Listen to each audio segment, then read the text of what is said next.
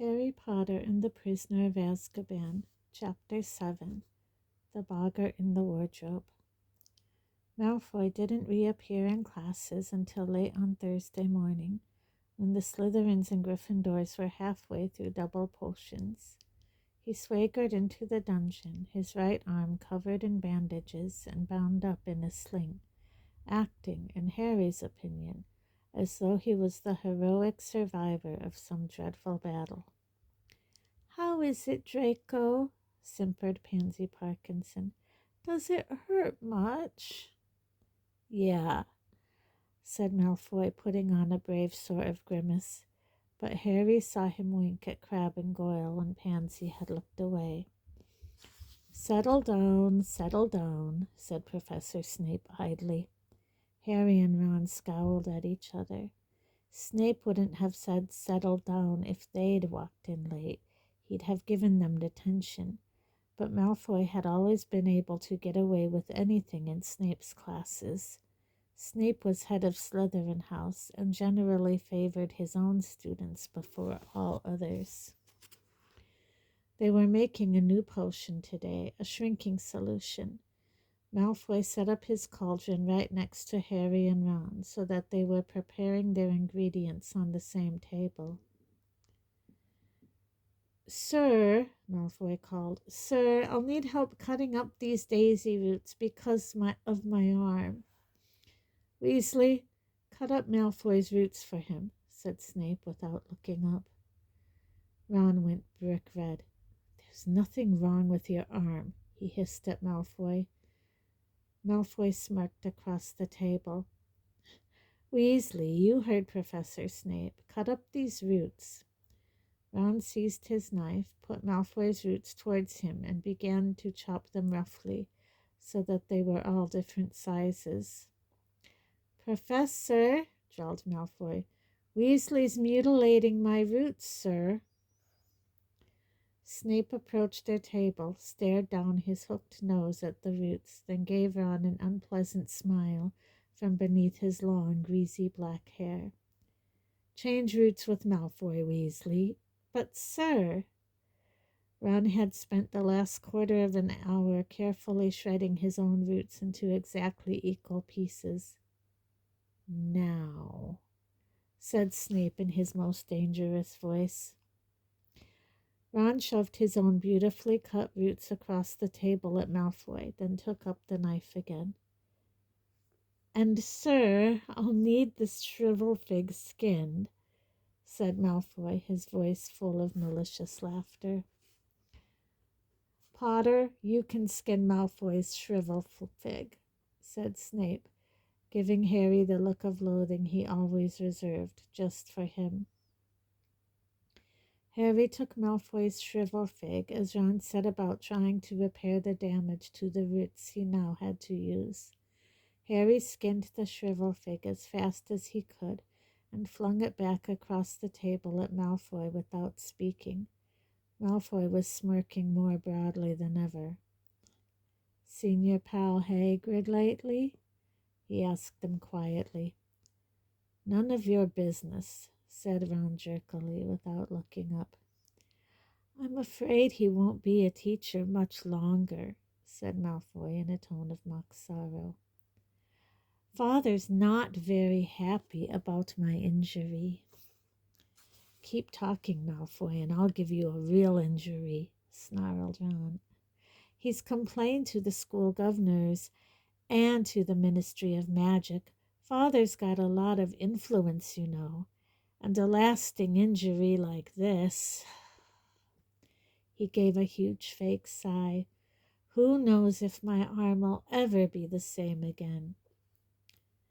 "So that's why you're putting it on," said Harry, accidentally beheading a dead caterpillar because his hand was shaking in anger. "To try and get Hagrid sacked." "Well," said Malfoy, lowering his voice to a whisper, "partly, Potter, but there are other benefits too.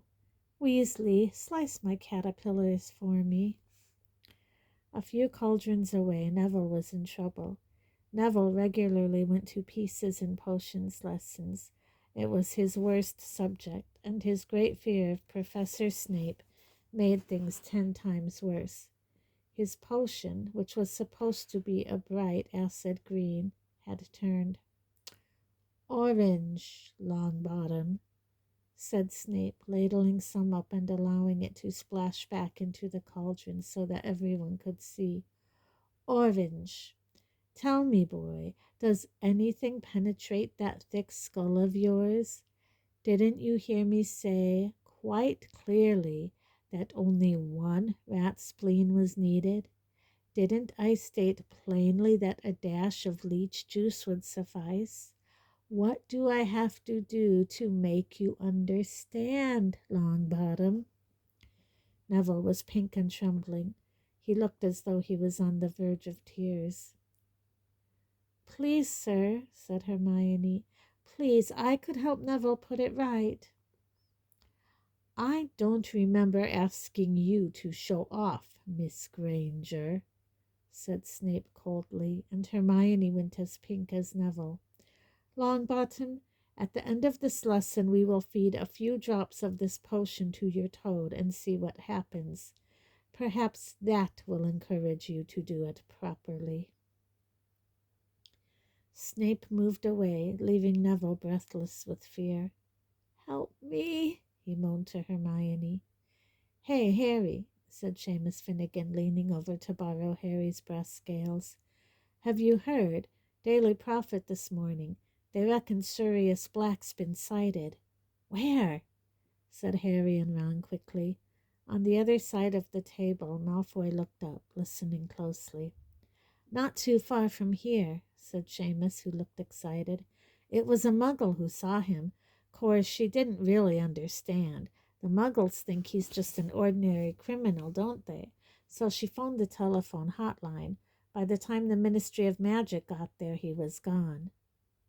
Not too far from here, Ron repeated, looking significantly at Harry. He turned around and saw Malfoy watching closely.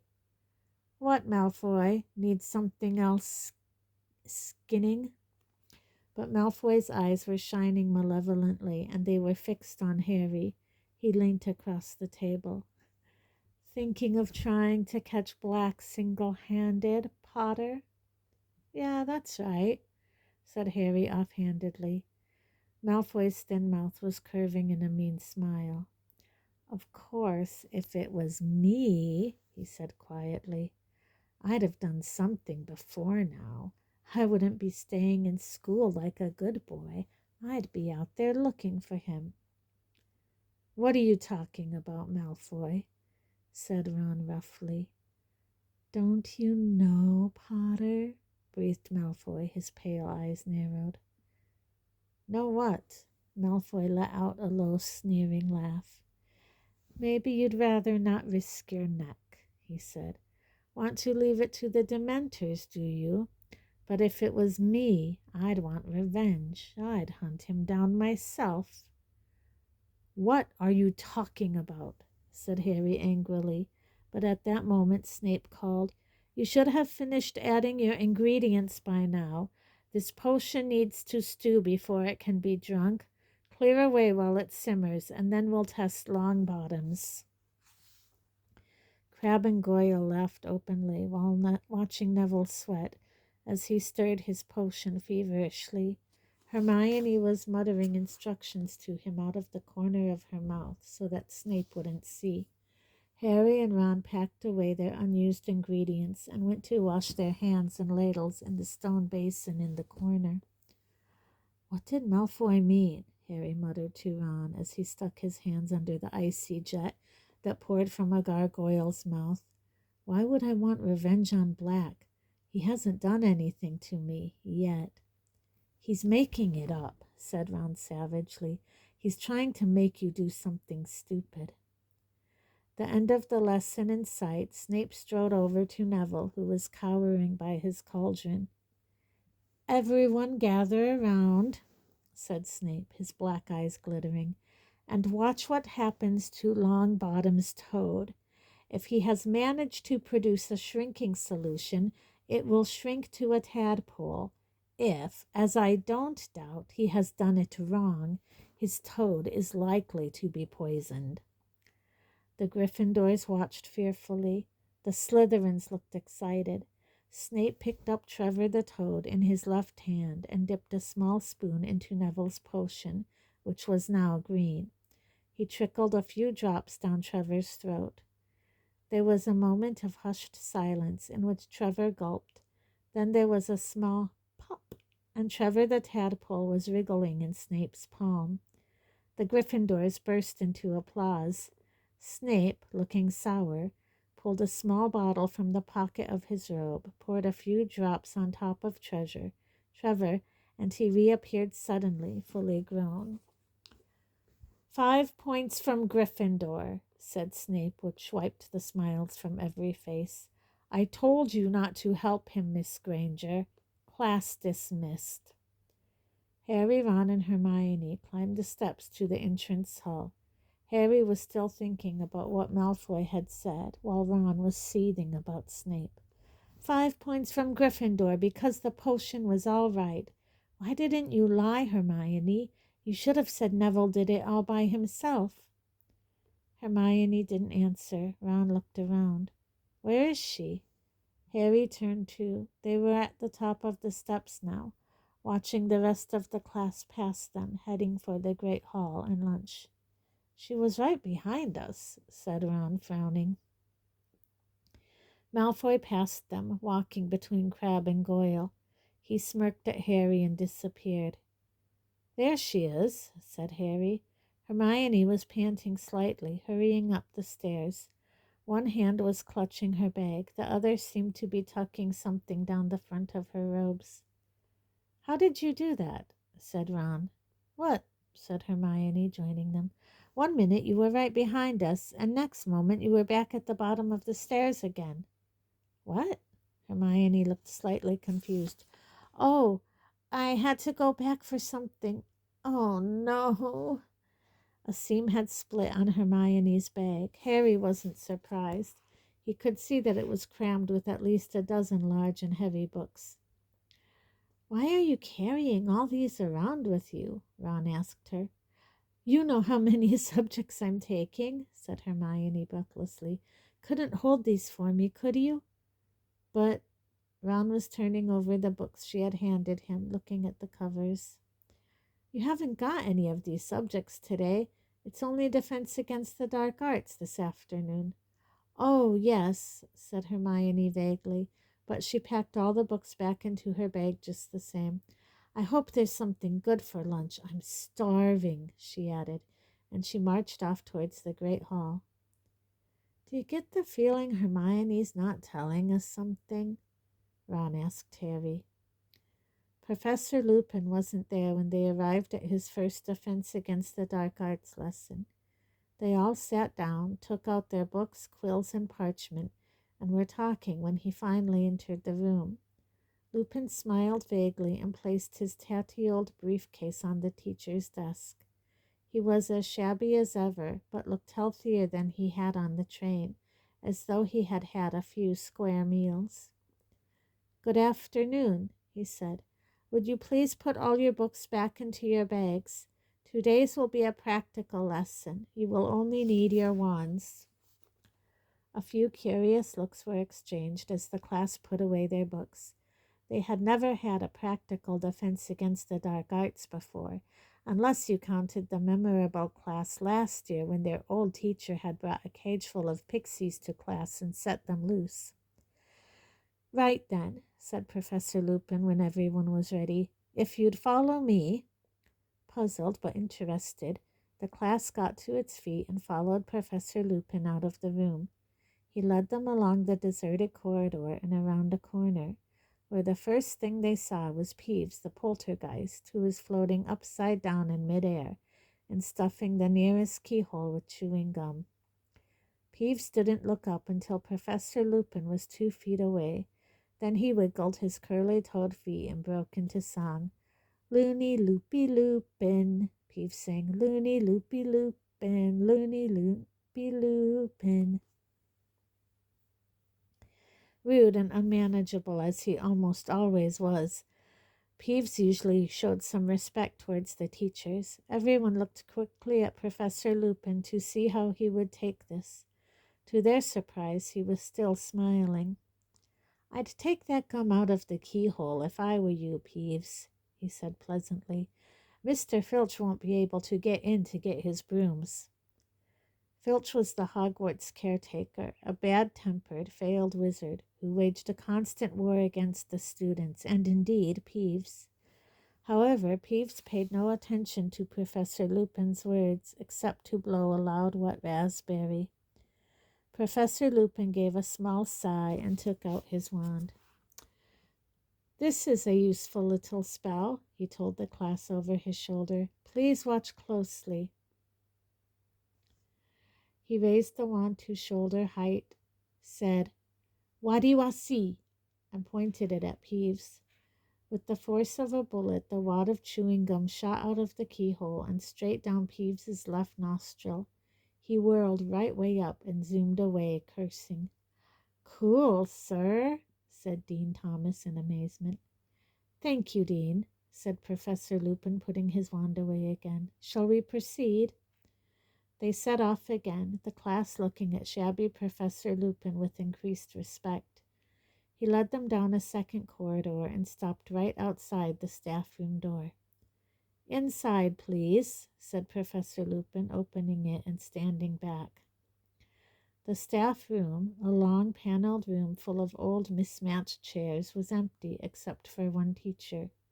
Professor Snape was sitting in a low armchair, and he looked around as the class filed in. His eyes were glittering, and there was a nasty sneer playing around his mouth. As Professor Lupin came in and made to close the door behind him, Snape said, "Leave it open, Lupin. I'd rather not witness this." He got to his feet and strode past the class, his black robes billowing behind him. At the doorway he turned on his heel and said, "Possibly no one's warned you, Lupin, but this class contains Neville Longbottom. I would advise you not to entrust him with anything difficult, not unless Miss Granger is hissing instructions in his ear." Neville went scarlet. Harry glared at Snape. It was bad enough that he bullied Neville in his own classes, let alone doing it in front of other teachers. Professor Lupin had raised his eyebrows. "I was hoping that Neville would assist me with the first stage of the operation," he said, "and I am sure he will perform it admirably." Neville's face went, if possible, even redder. Snape's lip curled, but he left, shutting the door with a snap.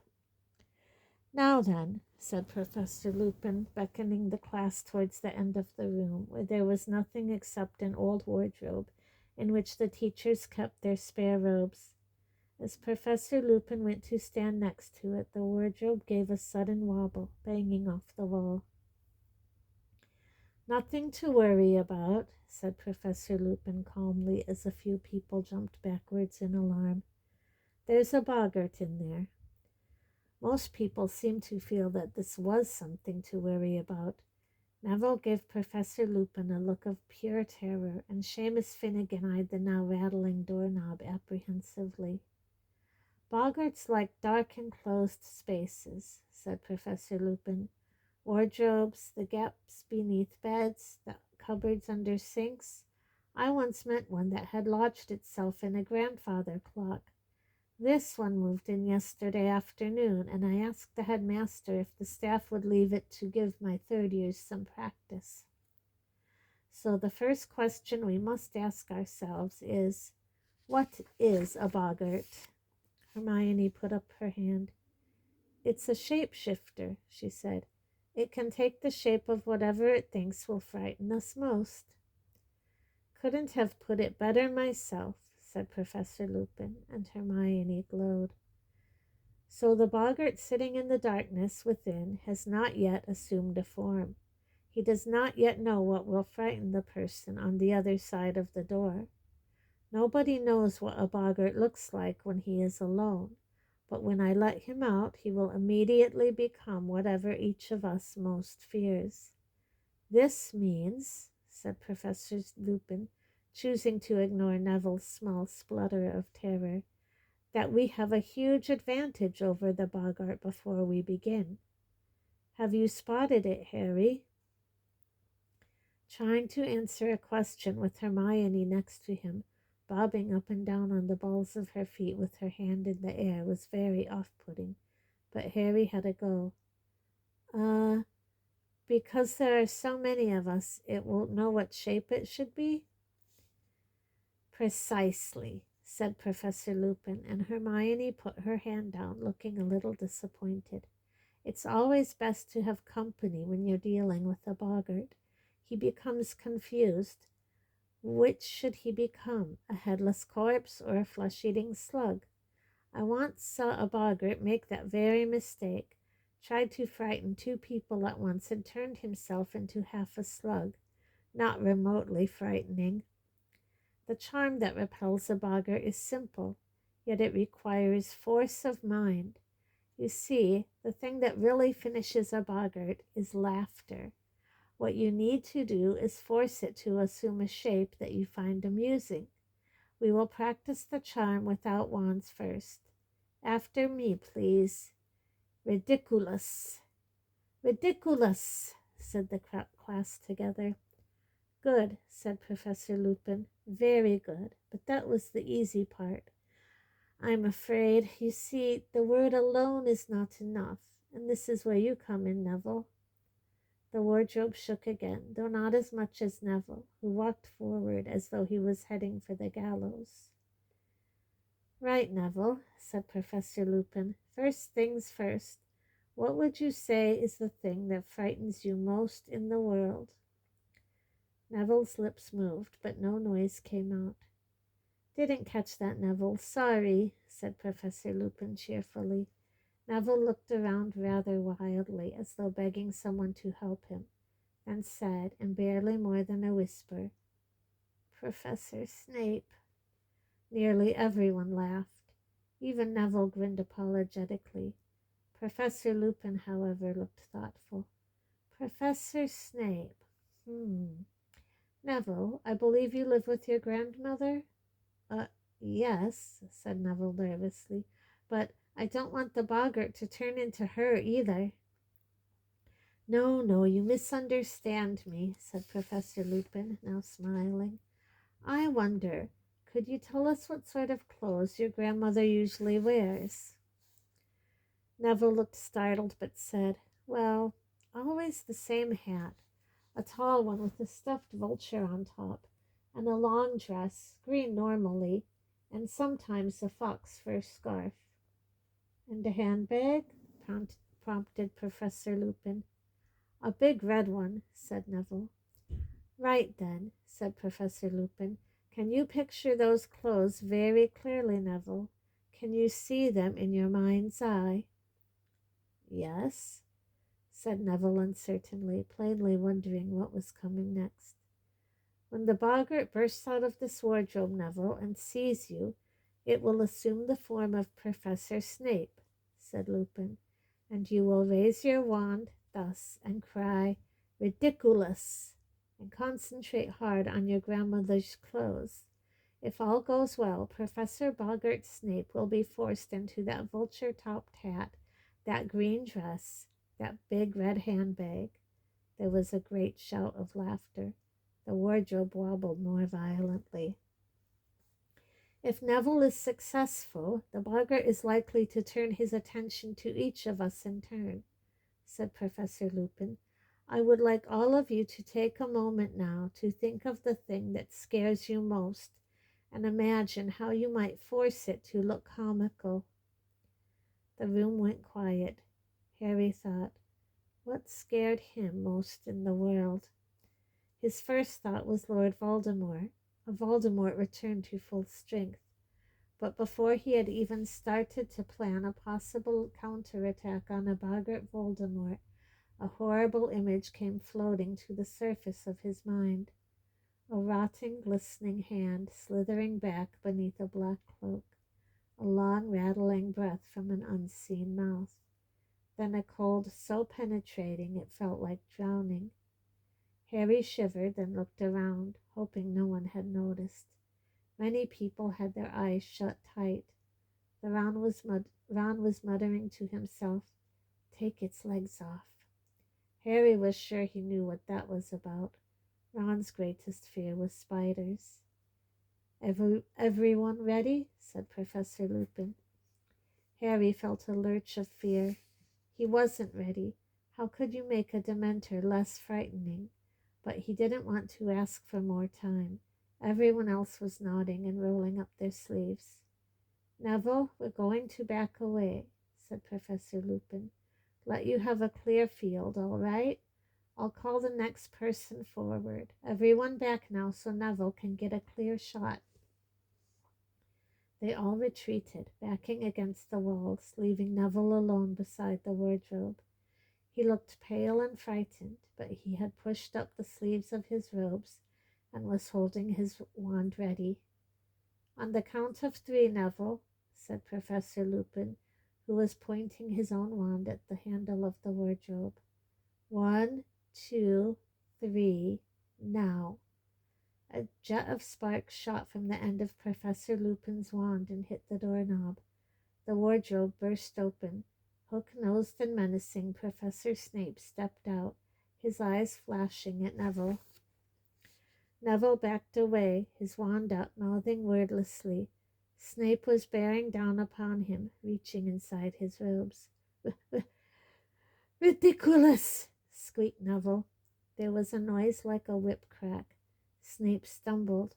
He was wearing a long, lace-trimmed dress and a towering hat topped with the moth-eaten vulture, and swinging a huge crimson handbag from his hand. There was a roar of laughter. The Boggart paused, confused, and Professor Lupin shouted, "Parvati, forward!" Parvati walked forward, her face set. Snape rounded on her. There was another crack, and where he had stood was a blood-stained, bandaged mummy. Its sightless face was turned to Parvati, and it began to walk towards her very slowly, dragging its feet, its stiff arms rising. "Ridiculous!" cried Parvati. A bandage unraveled at the mummy's feet. It became entangled, fell forwards, and its head rolled off. "Seamus!" roared Professor Lupin. Seamus darted past Parvati. Crack! Where the mummy had been was a woman with floor-length black hair and a skeletal green-tinged face, a banshee. She opened her mouth wide, and an unearthly sound filled the room, a long, wailing shriek which made the hair on Harry's head stand on end. "Ridiculous!" shouted Seamus. The banshee made a rasping noise and clutched her throat. Her voice was gone. Crack! The banshee turned into a rat, which chased its tail in a circle, and then, crack, became a rattlesnake, which slithered and writhed before, crack, becoming a single bloody eyeball. "It's confused!" shouted Lupin. "We're getting there! Dean!" Dean hurried forward.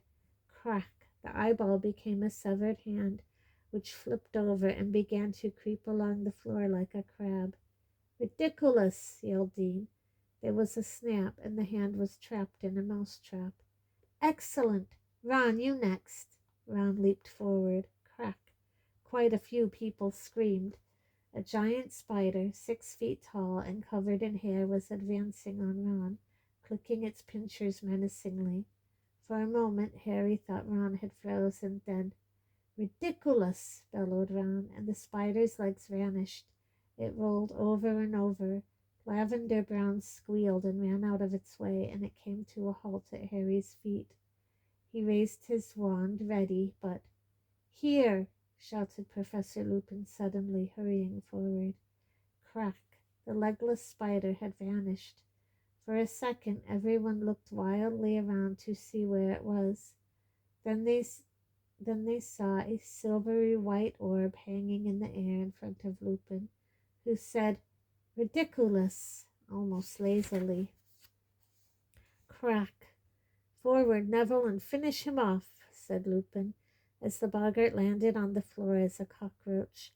Crack! Snape was back. This time Neville charged forward, looking determined. "Ridiculous!" he shouted, and they had a split second's view of Snape in his lacy dress before Neville let out a great "Ha!" of laughter, and the Boggart exploded, burst into 1,000 tiny wisps of smoke, and was gone. "Excellent!" cried Professor Lupin as the class broke into applause. "Excellent, Neville. Well done, everyone. Let me see. 5 points to Gryffindor for everyone to tackle the Boggart, 10 for Neville because he did it twice, and 5 each to Hermione and Harry." "But I didn't do anything," said Harry. "You and Hermione answered my questions correctly at the start of the class, Harry," Lupin said lightly. "Very well, everyone. An excellent lesson. Homework. Kindly read the chapter on Boggarts and summarize it for me. To be handed in on Monday. That will be all." Talking excitedly, the class left the staff room. Harry, however, wasn't feeling cheerful.